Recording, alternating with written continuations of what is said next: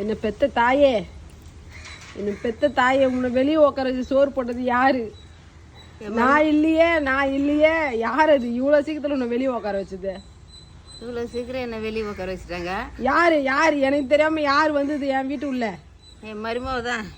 ஓ, மருமக வந்துட்டாளா? அதனால வெளியே உட்காந்து சாப்பிட்றியா? சரிதான். அவ கண்ணத்துக்கு சாப்பிட்டா என்ன ஆகும்? அப்படியே கண்ணு வெடிச்சிடும். கண்ணு வெடிச்சிருமா? அதனால தான் இப்படி வெளியே வந்துட்டேன். சரி சாப்பிடு. என்ன பெத்த தாயே, நீ சாப்பிடு. நீ சாப்பிட்றதுக்கு தான் நான் இருக்கிறேன். ஆனால் வெளியே உட்கார வச்சு சோறு போட்டாளே அவ எங்க? அவ உள்ளக்கிறா பாரு. அவளை போய் கிழிச்சு தள்ளுறேன் இரு. சிரிப்பு தான் மருமகன்னா, சிரிப்பு தான் அம்மாவுக்கு.